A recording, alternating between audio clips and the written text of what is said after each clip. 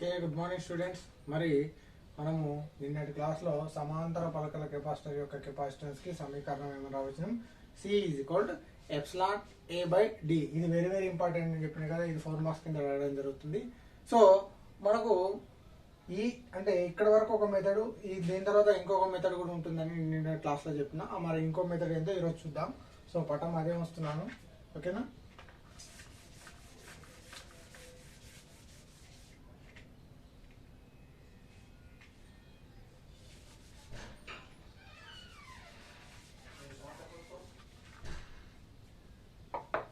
Okay, ఇది same అదే మనకున్నటువంటి ఏంటిది, రెండు పలకలను తీసుకున్నట్టయితే ఆ పలకల యొక్క ఒకటో పలక రెండవ పలక వీటి ఆవేశాలు క్యూ అని ప్లస్ క్యూ మైనస్ క్యూ అని చెప్పుకున్నాం. వీటి ఆవేశ సాంద్రతలు sigma plus sigma minus sigma అని చెప్పుకున్నాం. ఇక్కడ విద్యుత్ క్షేత్రత sigma is equal to sigma by 2ε0 అని చెప్పుకున్నాం కదా. ఇదంతా మనం ఈ పలకల మధ్య దూరం ఏమనుకున్నాము, డి అనుకున్నాం. సో మనం ఏమన్నా సమాంతర పలకల కెపాసిటర్ యొక్క కెపాసిటెన్స్ కి సమీకరణం ఆల్రెడీ ఇంతకుముందు రాబట్టినాం. కాకుండా అదే కాకుండా v ఈక్వల్ ఈడి ఏ విధంగా వచ్చింది అనేది మనకు కావాలి. మనం అలా డైరెక్ట్ v ఈక్వల్ ఈడి అని గుర్తు పెట్టుకుంటాం కదా. కానీ ఆ v ఈక్వల్ ఈడి అనేది ఏ విధంగా వచ్చిందో మనం అంటే ఇది వేరే మెథడ్ లో మనం చూడొచ్చు. సో ఒకటవ పలక ఆవేశ సాంద్రత ఏమవుతుంది, sigma equal to Q by A అవుతుంది, ఓకేనా. అదేవిధంగా రెండవ పలక ఆవేశ సాంద్రత minus sigma equal to minus Q by అవుతుంది. సో 1, 2 పలకల మధ్య విద్యుత్ క్షేత్రం తీసుకున్నట్టయితే విద్యుత్ క్షేత్రం ఎట్లుంటుందంటే వీటి రెండు పలకల మధ్య విద్యుత్ క్షేత్రం అనేది రెండు ఒకే వైపు ఉండడం వల్ల ఇవి సంకలనం చెందుతాయి. ఈ ఈజ్ కూడా మనకి ఏముంది, సిగ్మా బై 2ε కాబట్టి రెండు పలకలు కాబట్టి E is equal to sigma by 2ε0 plus sigma by 2ε0 అనేది రావడం జరుగుతుంది. సో ఇక్కడ ఈ ఈజ్ ఈక్వల్ టు ఈ రెండు 2/ε కాబట్టి కామన్ కాసా తీసినట్టయితే 2ε by sigma plus sigma equal to ఏమంటే 2/2 ఇంటూ సిగ్మా బై 2/ε0 అవుతుంది. సో 2 క్యాన్సల్ అయితే విద్యుత్ క్షేత్ర తీవ్రత రెండు పలకల మధ్య ఉన్నటువంటి విద్యుత్ క్షేత్ర తీవ్రత తీసుకున్నట్టయితే ఏమొస్తుంది, E is equal to sigma by ε0 అనేది రావడం జరుగుతుంది. సో ఇక్కడ వరకు ఓకే. సో ఇక్కడికి వెళ్ళి మనకు మెథడ్ ఇది ఆల్రెడీ ఇక్కడ వీటి మధ్య దూరం d² ఈక్వల్ టు లెస్ ఏ అన్నాం. ఏ అంటే ఇది వైశాల్యం పెద్దగా ఉంటుంది కాబట్టి d² అనేది ఏదో పోలిస్తే చాలా చిన్నది అవుతుందని మనకు ఫస్ట్ లోనే చెప్పుకున్నాం కదా. సో ఇక్కడ వరకు ఓకేనా. సో ఇప్పుడు మనకు ఫలిత కెపాసిటెన్స్ కి ఫార్ములా రాబట్టాలి కదా. సో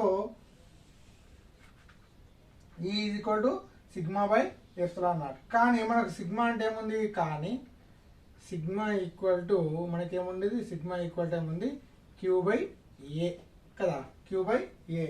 ఇది సమీకరణం 1 అనుకోండి. కానీ సిగ్మా ఈక్వల్ టు మనకి ఏముంది, క్యూ బై ఏ. దీని నుంచి ఏమైనా రాసుకోవచ్చు, క్యూ ఈక్వల్ టు ఏమైనా రాసుకోవచ్చు, క్యూ ఈక్వల్ టు దీని ఎట్లా పంపిస్తే ఏమవుతుంది, సిగ్మా ఏ అవుతుంది. క్యూ ఈక్వల్ టు ఏమవుతుంది, సిగ్మా ఏ. మనం ఏం రాబట్టాలా, సమాంతర పలకల కెపాసిటర్ యొక్క కెపాసిటెన్స్ కి రాబట్టాలా. మన కెపాసిటెన్స్ కి మనకు ఫార్ములా ఉంది కదా, కానీ సి ఈక్వల్ టు మనకి ఏముంది, ఫార్ములా ఉంది. కెపాసిటెన్స్ కి ఫార్ములా ఏముంది, సి ఈక్వల్ టు మనకి ఏముంది తెలుసు, క్యూ బై వి. మరి వి అనేది ఎట్లా తెలుస్తుందంటే Q equal to V. So మరి ఈ వి ఏ విధంగా తీసుకుంటామంటే చూడండి, ఇక్కడ వి ఈక్వల్ మనకు రావాలంటే ఇక్కడ జరిగినటువంటి పని అంటే ఈ రెండు పలకల మధ్య జరిగినటువంటి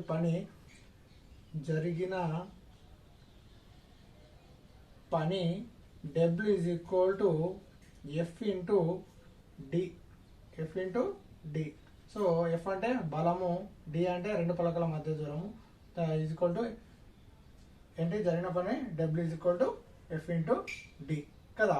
సో ఇక్కడ జరిగిన పని ఎట్లుంటుంది, W is equal to F into D రూపంలో ఉంటుంది. సో మరి ఈ సమీకరణాన్ని క్యూ ఆవేశంతో భాగించక ఇరువైపులా ఏం చేస్తున్నాము, క్యూతో భాగించగా ఇరువైపులా క్యూతో భాగిస్తే ఏమైతుంది చూడండి, మళ్ళీ అటు క్యూ రెండు క్యాన్సిల్ అవుతుంది కాబట్టి ఏం కాదు. సో అప్పుడు ఏమవుతుంది, W by Q equal to F by Q into D. ఇక్కడ చూడండి మనకు డబ్ల్యూ బై క్యూ అంటే మనకి ఏమొస్తుంది, డబ్ల్యూ బై క్యూ అంటే మనకి ఏం తెలుసు, పొటెన్షియల్ కదా. డబ్ల్యూ బై క్యూ అంటే ఏమని తెలుస్తుంది, మనకు ఆల్రెడీ చెప్పుకున్నాము, పొటెన్షియల్ వి ఈక్వల్ టు ఏమనుకున్నాం, డబ్ల్యూ బై క్యూ. అంటే ఇక్కడ మనకి ఏమని తెలుసు, వి ఈక్వల్ టు ఏమని తెలుసు, డబ్ల్యూ బై క్యూ అని తెలుసు. అదేవిధంగా ఎఫ్ బై క్యూ అంటే ఏమని తెలుస్తుంది, ఎఫ్ బై క్యూ అంటే మనకి ఏంటి, విద్యుత్ క్షేత్రం. ఎఫ్ బై క్యూ అనేది దేన్ని తెలుస్తుంది, విద్యుత్ క్షేత్రాన్ని తెలియజేస్తుంది. సో ఈ రెండింటి ప్లేస్ లో మనము W/Q దగ్గర ఏమని తీసుకుంటున్నాము, పొటెన్షియల్ తీసుకుంటాం, V తీసుకుంటున్నాము. అదేవిధంగా F/Q అంటే ఏంది, విద్యుత్ క్షేత్ర తీవ్రతను చేస్తుంది, E into D. So V equal వచ్చింది E ఇంటూ D. సో ఈ V equal to E into Dని మనకు ఎందులో సమీకరణము ఇది 2 అనుకోండి, ఇది సమీకరణము 3 అనుకోండి, ఇది సమీకరణం 3 అనుకోండి. సో V ఈక్వల్ టు EDని ఎందులో, ఇది V ఈక్వల్ టు EDని ఎందులో ప్రతిక్షేపించాలా, సమీకరణం 3లో ప్రతిక్షేపించాలా. V ఈక్వల్ EDని ఎలా, V ఈక్వల్ టు పై సమీకరణాన్ని దేనిలో ప్రతిక్షేపిస్తున్నాము, పై సమీకరణాన్ని ఎలా ప్రతిక్షేపిస్తున్నాము, 3లో ప్రతిక్షేపించగా. 3లో ప్రతిక్షేపిస్తే సో 3 ఏముంది, C is equal to Q/V. కానీ Q అంటే ఏముంది, సిగ్మా ఏ. కానీ Q అంటే ఏముంది, సమీకరణం 2 నుండి Q అంటే ఏంది, సిగ్మా ఏ కదా. సో Q/V అంటే చూడండి, V అంటే ఏంది, ED అని రాసుకున్నాం కదా, ED. సో ఈక్వల్ టు, కానీ Q అంటే ఏమన్నా ఉంది మనకు సమీకరణం 2 నుండి, సిగ్మా ఏ. సో అప్పుడు ఏమవుతుంది, sigma A by ED, sigma A by ED. కానీ సమీకరణం 1 E అంటే ఏంది, సిగ్మా బై ఎప్సిలాన్. సో ఈ సిగ్మా బై ఎప్సిలాన్ కూడా ఈ C లో ప్రతిక్షేపించాలి. అప్పుడు therefore C equal to sigma A by E అంటే ఏంది, sigma by epsilon naught into D. So ఈడ సిగ్మా క్యాన్సల్ అయితే ఈ సిగ్మా పైకి పోతే ఏమవుతుంది, epsilon naught A by D. So అప్పుడేముంది, C is equal to epsilon A by D. So ఇదే ఏంది ఫలిత కెపాసిటెన్స్ కి మనకు సమీకరణం రావటాలంటే C is equal epsilon naught A by D. So నిన్నటి కూడా మనము సమాంతర పలకల కెపాసిటర్ యొక్క ఫలిత కెపాసిటీ తెలిసింది, C is equal sigma into A by D. So ఏ ఏం తెలుస్తుంది, రెండు పలకల యొక్క వైశాల్యాన్ని తెలుస్తుంది, D అనేది రెండు పలకల మధ్య దూరాన్ని తెలుస్తుంది, C అనేది సమాంతర పలకల కెపాసిటర్ యొక్క కెపాసిటెన్స్ కి తెలియజేస్తుంది. ఇది వెరీ వెరీ ఇంపార్టెంట్. 4 మార్క్స్ కింద మనకు చాలా సార్లు అడిగినటువంటి క్వశ్చన్ ఏంటిది, సమాంతర పలకల యొక్క కెపాసిటర్ యొక్క కెపాసిటెన్స్ కి సమీకరణాన్ని పొందండి లేదా సమీకరణాన్ని తీసుకురండి అంటే, సో ఈ విధంగా తీసుకోవచ్చు. మరొకసారి చూడండి, రెండు సమాంతర పలకలు ఉన్నటువంటి కెపాసిటర్లో ఒకటో కెపాసిటర్ రెండో కెపాసిటర్ తీసుకుంటున్నాం. వీటి యొక్క ఆవేశాలు ప్లస్ Q మైనస్ Q, వీటి యొక్క ఆవేశాలు క్యాపిటల్ ఏ అవుతుంది. వీటి యొక్క ఆవేశ సాంద్రతలో sigma plus sigma minus sigma అవుతుంది. వీటిలో ఉన్నటువంటి విద్యుత్ క్షేత్ర తీవ్రత ఏమవుతుంది, ఇది ఎక్కడ నుంచి వచ్చింది, గాస్ నియమం యొక్క అప్లికేషన్స్ నుంచి మనకు ఈ ఈక్వల్ ఏముంది, సిగ్మా బై 2 ఎప్సిలాన్ అనేది. ఎప్సిలాన్ నాట్ కానీ 2 epsilon naught sigma is equal to sigma by 2 epsilon. ఇది కంపల్సరీ గుర్తుపెట్టాలి. వీటి మధ్య విద్యుత్ క్షేత్ర తీవ్రత అయింది is equal to sigma by 2 epsilon. కానీ ఈ ఆవేశ సాంద్రతలో సిగ్మా ఈక్వల్ ఏమైంది, Q/A. కానీ ఇక్కడ మనకు ఒకటో పలక రెండవ పలకల మధ్య విద్యుత్ క్షేత్ర తీవ్రత తీసుకున్నప్పుడు సంకలనం అవుతుంది. ఒకటో పలక రెండవ పలక వెలుపల తీసుకున్నప్పుడు ఏమవుతుందంటే మైనస్ అవుతుంది. అప్పుడు ఏమవుతుంది, sigma by 2 epsilon plus sigma by 2 epsilon ఏమవుతుంది, ఈజ్ ఈక్వల్ ఏమొచ్చింది, సిగ్మా బై ఎప్సిలాన్. ఒకవేళ ఇది లోపల ఒకటో పలక రెండవ పలక లోపల తీసుకున్నట్టయితే సంకలనం చేస్తుంది. ఒకవేళ బయట అంటే ఒకటో దాని మరి రెండవ పలకల బయట మనము తీసుకున్నట్టయితే ఏమవుతుంది, is equal to sigma by 2 epsilon minus sigma by 2 epsilon. అది మొత్తం ఏమవుతుంది, 0 అవుతుంది. కాబట్టి అది తీసుకోలేదు. కాబట్టి మనకు ఓన్లీ వీటి లోపల సంబంధించిన విద్యుత్ క్షేత్ర తీవ్రత కావాలంటే అది సంకలనం చేస్తుంది. సమీకరణం 1 వచ్చేసింది. విద్యుత్ క్షేత్ర తీవ్రత ఈజ్ ఈక్వల్ వచ్చింది, సిగ్మా బై ఎప్సిలాన్ నాట్ వచ్చింది. కానీ మనకేం కావాలా, కెపాసిటెన్స్ సమీకరణం రాబట్టాల. సో కానీ మనకు ఈడ సిగ్మా అంటే మనకి ఏమి ఇచ్చిండు, సిగ్మా అంటే మనకి ఏముంది, Q/A ఉంది. సో Q/A అంటే సో మనకు దీని నుంచి Q ఈజ్ ఈక్వల్ ఏమో రాసుకోవచ్చు, సిగ్మా బై ఏ రాసుకోవచ్చు. కానీ మనకు ఫలిత కెపాసిటెన్స్ కి ఫార్ములా C ఈజ్ ఈక్వల్ ఏమని తెలుసు, Q/V. సో Q/V అంటే Q అంటే ఏంది, sigma into A by V కదా. సో మనకు ఇక్కడ Q అంటే ఉంది కానీ V అంటే తెలియదు. V అంటే రావాలంటే ఇక్కడ జరిగినటువంటి పని W ఈజ్ ఈక్వల్ ఏమని తీసుకుంటున్నాము, జరిగిన పని W ఈజ్ ఈక్వల్ ఏమని తీసుకుంటున్నాము, FD తీసుకున్నట్టయితే దాని ఇరువైపులా Q తో భాగించినట్టయితే అప్పుడు ఏమవుతుంది, W/Q is equal to F/Q into D అయితే సో మనకు ఈ W/Q అనేది దేని తెలుస్తుంది, పొటెన్షియల్ తెలియజేస్తుంది. F/Q అనేది తెలియజేస్తుంది, విద్యుత్ క్షేత్ర తీవ్రతను తెలియజేస్తుంది. కాబట్టి V is equal ED. So ఇక్కడ Q ఉంది, V ఉంది. ఈ రెండు ప్లేస్ లో మనము Q V లను ప్రతిక్షేపిస్తే C is equal to Q/ED. V అంటే ఏంది, ED. Q అంటే ఏంది, సిగ్మా A. So sigma A by ED అంటే so C is equal sigma A by ED ఈ అంటే సమీకరణం 1 నుంచి 8 సిగ్మా బై ఎప్సిలాన్ నాట్ ప్రతిక్షేపించినట్టు సిగ్మా సిగ్మా క్యాన్సిల్ అయితే మిగిలింది epsilon A by D. So epsilon అనేది పెర్మిటివిటీ స్థిరాంకం అవుతుంది. సో మిగిలింది ఏ డి. సో కెపాసిటెన్సీ అనేది ఫలిత కెపాసిటెన్సీ అనేది దేని మీద ఆధారపడుతుంది? ఆ పలకల రెండు పలకల యొక్క వైశాల్యాల పైన, అదేవిధంగా ఆ రెండు పలకల మధ్య దూరం పైన అనేది కెపాసిటర్ యొక్క కెపాసిటెన్సీ అనేది ఆధారపడుతుంది. ఇది వెరీ వెరీ ఇంపార్టెంట్ 4 మార్క్స్. ఓకేనా? ఇది సమాంతర పలకల యొక్క కెపాసిటర్ యొక్క కెపాసిటెన్స్ కి సమీకరణం రాబట్టాలంటే ఈ విధంగా రాబట్టాలి. నెక్స్ట్ ఇంకోటి ఏంటంటే ఈ కెపాసిటర్లను శ్రేణిలో కలిపితే ఎట్లుంటుంది, సమాంతర సంధానం చేస్తే వాటి యొక్క ఫలిత కెపాసిటీ ఏ విధంగా మారుతుంది అనేది చూద్దాం. ఓకేనా? నెక్స్ట్ ఏంటిది కెపాసిటర్లను శ్రేణిలో కలపడము, మరి సమాంతర సంధానంలో ఏ విధంగా కలుపుతాం మనం చూద్దాం.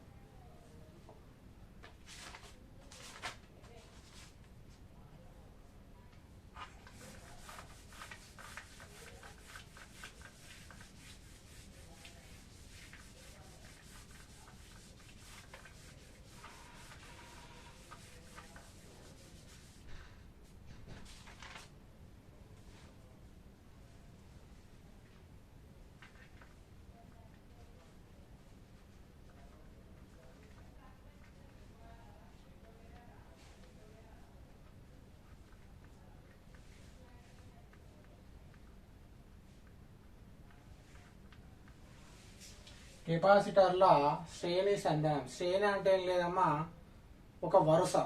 కెపాసిటర్లను ఒక వరుసలో ఉంచినట్టయితే దాన్ని సింపుల్గా చెప్పుకోవాలంటే, గుర్తుపెట్టుకోవాలంటే కెపాసిటర్లు కెపాసిటర్ అంటే మనం ఏం తెలుసు, కెపాసిటర్ అంటే మనకు ఆల్ తెలుసు సింబల్ అయింది ఈ విధంగా కదా. సో ఇదొక కెపాసిటర్ కదా. సో ఇదొక కెపాసిటర్, ఇదొక కెపాసిటర్, ఇదొక కెపాసిటర్. ఇవన్నీ ఎట్లున్నాయి? ఒక వరుసలో ఉన్నాయా? ఒకదాని పక్కన వరుసలో ఉన్నాయా? So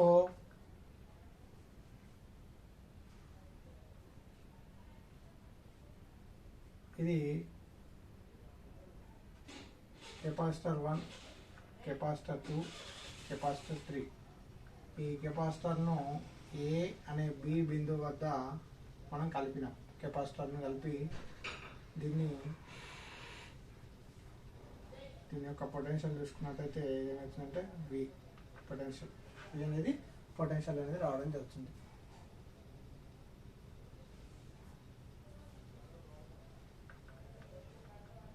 minus plus minus plus minus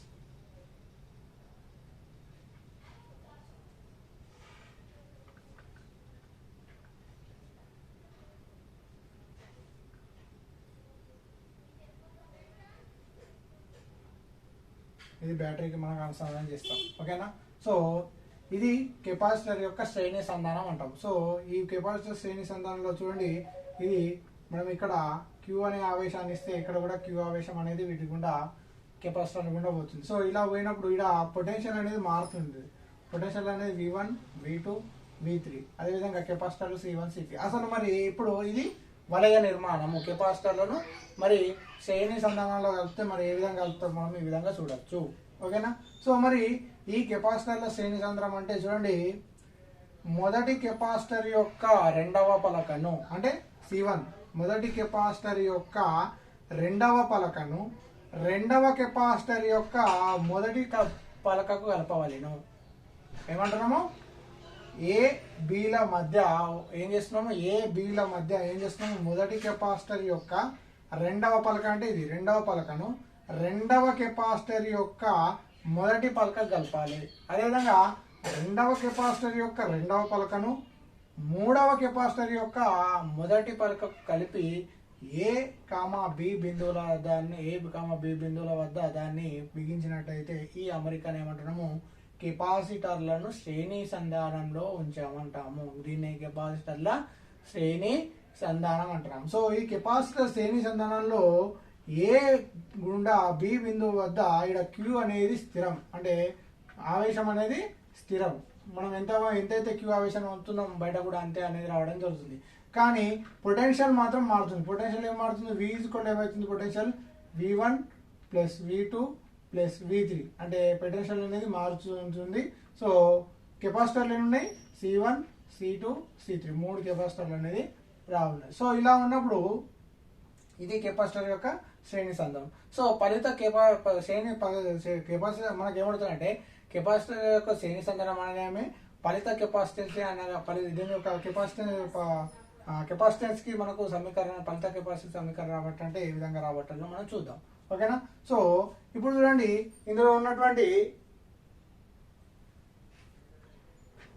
మనకు ఫలిత కెపాసిటెన్స్ కి ఫార్ములా రాబట్టాలంటే ఫలిత కెపాసిటెన్స్ కి ఫార్ములా ఏంది? C ఈజ్ ఈక్వల్ మనకి ఏమని తెలుసు? Q/V. C ఈజ్ ఈక్వల్ మనకి ఏమని తెలుసు? Q/V. సో మనం ఏమో రాసుకోవచ్చు? Q/V. కానీ Q అనేది ఇక్కడ మనకు స్థిరంగా ఉన్నది. Q అనేది ఏంటి? ఈ వలయంలో స్థిరంగా ఉన్నది. కానీ V ఈజ్ ఈక్వల్ మనకి ఏముంది? V1 plus V2 plus V3 కదా. V1 plus V2 plus V3 కదా. So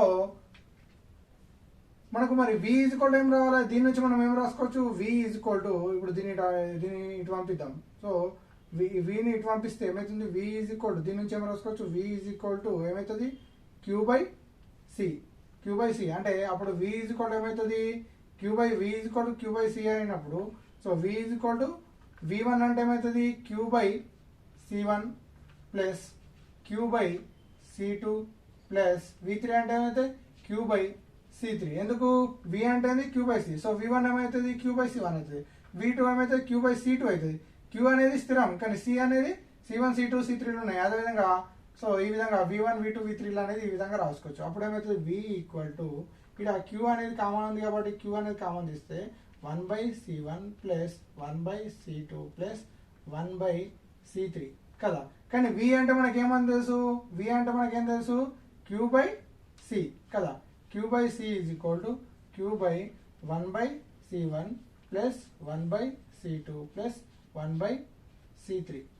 so 1/C3. సో ఇక్కడ Q క్యాన్సల్ కదా. అప్పుడు ఏమవుతుంది? 1/C is equal to 1/C1 plus 1/C2 plus 1/C3 ఇట్లా 1/C2n వరకు ఈ విధంగా రాబడుతుంది. సో ఇది మనకు ఈ కెపాసిటర్ల యొక్క శ్రేణి సంధానంలో తీసుకున్నట్టయితే దాని యొక్క సమీకరణాన్ని మనము ఈ విధంగా పొందవచ్చు. సో దీని యొక్క ఫలిత కెపాసిటెన్స్ అంటే ఈ C నాట్ పంపించండి. ఈ C1 C2 V2 తీసుకొచ్చినట్టయితే అప్పుడు ఏమవుతుంది? C ఈక్వల్ టు ఏమవుతుంది అంటే ఇక్కడ చూడండి C ఈక్వల్ టు మనకి ఏమవుతుంది అంటే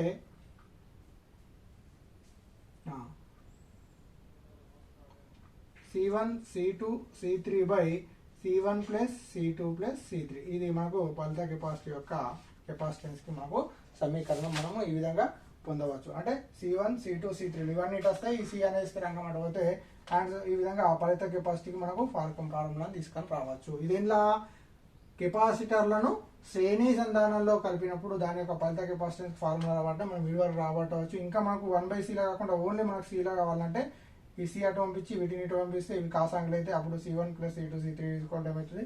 C1 C2 by C3 by C1 plus C2 plus C3 by అనేది రావడం జరుగుతుంది. ఇది కెపాసిటర్లను శ్రేణి సంధానంలో ఉంచినప్పుడు దాని యొక్క ఫలిత కెపాసిటెన్స్ ఫార్ములా రాబట్టాలంటే ఈ విధంగా రావచ్చు.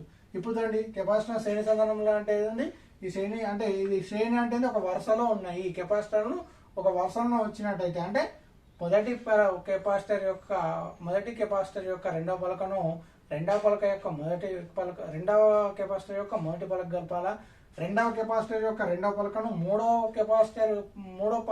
కెపాసిటర్ యొక్క మొదటి పలక కలిపి ఇవి ఏబి అనే బిందువులో విభజించి దీని యొక్క బ్యాటరీ కనెక్షన్ అనేది చేసినట్టయితే దాన్ని ఏమంటామంటే అది ఏమంటాం? కెపాసిటర్ల శ్రేణి సంధానం అంటున్నాము. ఈ కెపాసిటర్ల శ్రేణి సంధానం కలిపినట్టయితే చూడండి ఇక్కడ ఆవేశం అనేది చేంజ్ అవుతుందా? లేదు. కానీ పొటెన్షియల్ మాత్రం చేంజ్ అవుతుంది. ఆవేశం మాత్రం చేంజ్ అవుతుంది. అంటే మనం ఎంతైతే ఆవేశం పంపితే అంత ఆవేశం అనేది బయటకు రావడం జరుగుతుంది. కానీ పొటెన్షియల్ మాత్రం ఏంటుంది?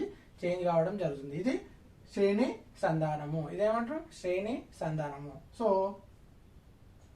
ఈ విధంగా కెపాసిటర్ల యొక్క శ్రేణి సంధానాన్ని మనము ఈ విధంగా తీసుకోవడం జరుగుతుంది. సో ఇప్పుడు కెపాసిటర్ల యొక్క శ్రేణి సంధానంలో చూడండి మనము ఈ శ్రేణి సంధానం వల్ల చూడండి ఇప్పుడు మనం ఒక బల్బులు మనము ఏదైనా ఫంక్షన్ అయితే మనము ఒక బల్బులు అనేది వేయడం జరుగుతుంది కదా. సో బల్బులు అనేది వేయడం జరిగితే ఒక బల్బు ముందరగా ఒక దగ్గర కరెంట్ అనేది ఆగిపోయింది అనుకో. సో మిగతా అన్ని ఏమవుతున్నాయి? కరెంట్ అనేది ఇప్పుడు ఇక్కడికి వెళ్ళి కరెంట్ అనేది పోతలేదు. సో ఇక్కడ మళ్ళీ కరెంట్ అనేది ఫ్లో అవుతుందా? పోదు. అంటే మొదట ఒక బల్బు ఫెయిల్ అయిందనుకో మిగతా బల్బులన్నీ ఆగిపోవడం జరుగుతుంది. సో ఈ శ్రేణి సంధానంలో ఒకటి ముందట ఫెయిల్ అయినా మిగతా అన్ని ఫెయిల్ అవ్వడం అనేది జరుగుతుంది. కానీ సమాంతర సంధానంలో అలా జరుగుతుందా లేదా మనం చూద్దాం.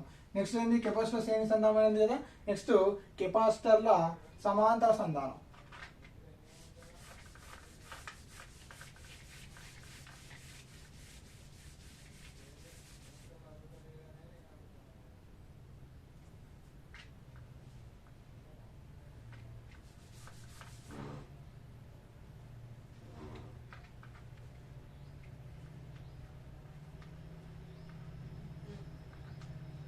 కెపాసిటర్ల సమాంతర సంధానం. మరి సమాంతర సంధానం అంటే చూడండి, ఇంతకుముందు 3 కెపాసిటర్లను సమాంతరంగా ఒకదానికొకటి సమానంగా మనం కలపాలి. సో ఇవి మూడింటిని మళ్ళీ ఏం చేస్తున్నాము, ఏ అనే బి అనే బిందువుల వద్ద కలిపినట్టయితే C1 C2 C3 ఓకేనా. అదేవిధంగా వీటిని ఏం చేస్తాము, బ్యాటరీ కలుపుతుంది. సో ఇక్కడ చూడండి, ఇక్కడ ఆవేశం అనేది చేంజ్ అవుతుంది.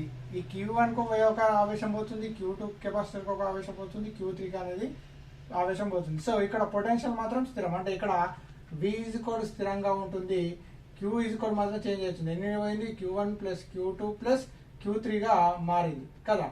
సో కెపాసిటర్లు C ఏమున్నాయి, C1 plus C1 C2 C3 కెపాసిటర్లు ఉన్నాయి. C1 C2 C3 3 కెపాసిటర్లు వాడినాం. ఇది కెపాసిటర్ల సమాంతర సంధానము. కెపాసిటర్ల సమాంతర సంధానం అంటే చూడండి, ఏం చేస్తున్నాము, ఏబి అనే వలయంలో ఏబి వలయం కూడా ఏ బిందు నుండి కెపాసిటర్ 1కి, ఏ బిందు నుండి మళ్ళీ కెపాసిటర్ 2కి, ఏ నుండి కెపాసిటర్ 3కి కలుపుతున్నాం. మళ్ళీ రెండవ చెరవ కూడా ఇది ఆ కెపాసిటర్ 1 2 3ల పలకల యొక్క రెండవ పలకలను కూడా మళ్ళీ సపరేట్ బి బిందు కలిపినట్టయితే ఇలాంటి అమరికను ఏమంటున్నాము, కెపాసిటర్ల సమాంతర సంధానం అంటున్నాం. ఈ కెపాసిటర్ సమాంతర సంధానంలో పొటెన్షియల్ అనేది స్థిరంగా ఉంటుంది, ఆవేశం అనేది మారుతూ ఉంటుంది. 3 ఆవేశాలుగా మారింది కదా, 3 ఆవేశాలుగా మారింది.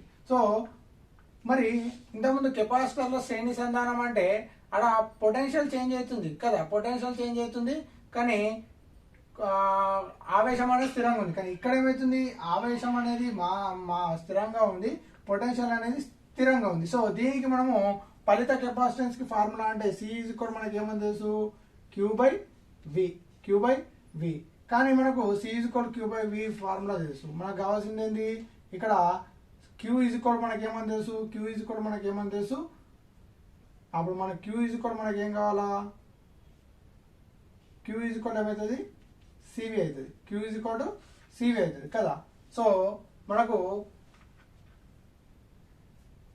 Q Q1 plus Q2 plus Q3 అంటే Q ఏమంటే CV కదా. సో Q Q1 అంటే ఏంది, Q1 ఏమవుతుంది, C1V కదా, C1V ప్లస్ Q2 అంటే ఏమవుతుంది, C2V ప్లస్ Q ఏమవుతుంది, Q3 అంటే ఏమవుతుంది, C3V కదా, C3V. సో ఈ అన్నిట్లో మనకు ఏం కామన్ ఉంది, V అనేది కామన్ ఉంది. Q మనకి V కామన్ తీస్తే C1 plus C2 plus C3 కదా. కానీ Q అంటే మనకి ఏమని తెలుసు, CV అని తెలుసు కదా. CV V into C1 plus C2 plus C3. So ఇక్కడ VV క్యాన్సల్ అయితే C C1 plus C2 plus C3 ఇంకా తీసుకున్నట్టు ఆన్సర్ CN. సో ఈ విధంగా కెపాసిటర్లను సమాంతర సంధానంలో తీసుకున్నట్టయితే దాని ఫలిత కెపాసిటెన్స్ కి C C1 plus C2 C3 answer అనేది. అంటే దీని యొక్క కెపాసిటెన్స్ అని దాని యొక్క విడివిడి కెపాసిటర్ యొక్క భాగాలుగా దీని యొక్క ఫలిత కెపాసిటెన్స్ అనేది